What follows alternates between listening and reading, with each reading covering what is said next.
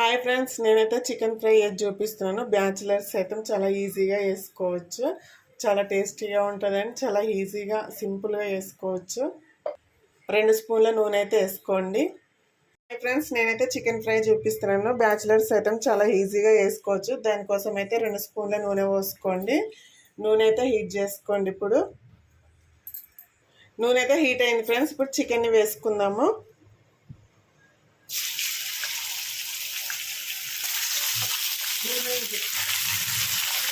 Chicken అయితే మొత్తం వేసుకోండి. ఇలా మూత పెట్టకుండా ఫ్రై చేసుకోండి చికెన్ అయితే.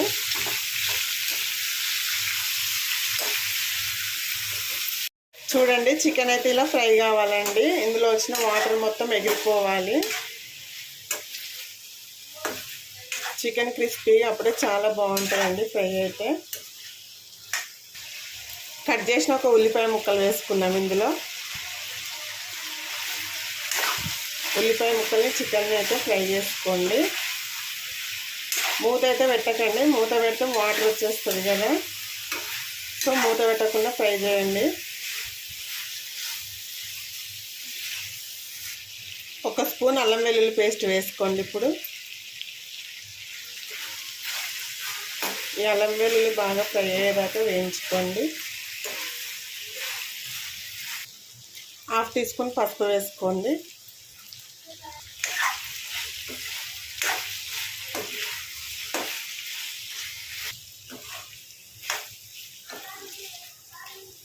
చూడండి, వాటర్ అసలు లేదు కదా, ఆయిల్ బయటికి వెళ్ళింది. చూడండి, అలా ఫ్రై చేసుకోవాలి.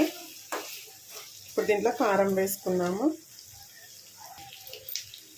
1 టీ స్పూన్ కారం వేసుకుంటున్నాను. మీ కారం తగ్గట్టు వేసుకోండి మీరైతే. అలాగే 1 స్పూన్ సాల్ట్ వేసుకోండి. ఇప్పుడు దీన్ని బాగా కలుపుకుందాము. పిల్లలు కూడా చాలా ఈజీగా చేసుకోవచ్చండి ఫ్రై అయితే. చాలా సింపుల్గా వేస్తాం. ఒక 2 మినిట్స్ మగ్గనివ్వండి. ఇప్పుడు మూత పెట్టుకొని మగ్గించుకోండి చికెన్ అయితే. చూడండి, చికెన్ అయితే ఇలా ఫ్రై అయింది కదా. ఇప్పుడు ఒక 2 పచ్చిమిర్చి వేసుకోండి, కట్ చేసినవి. మరొక 2 నిమిషాలు మూత పెట్టుకొని మగ్గించుకోండి. చూడండి, చికెన్ ఫ్రై అయితే అయిపోయిందండి. ఫ్రై అయిపోయింది. 1/2 టీ స్పూన్ ధనియాల పొడి వేసుకోండి.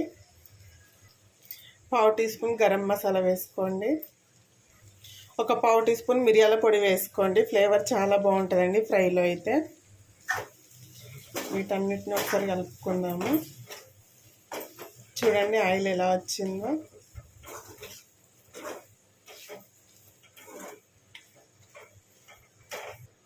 ఫైనల్గా కొద్దిగా కొత్తిమీర పుదీనా వేసుకోండి. ఫ్రై అయితే రెడీ అయిపోయిందండి. వీడియో కనుక నచ్చినట్టయితే ఒక లైక్ చేయండి, షేర్ చేయండి, అలాగే సబ్స్క్రైబ్ చేసుకొని సపోర్ట్ చేయండి ఫ్రెండ్స్. ఓకేనా, మరి బాయ్.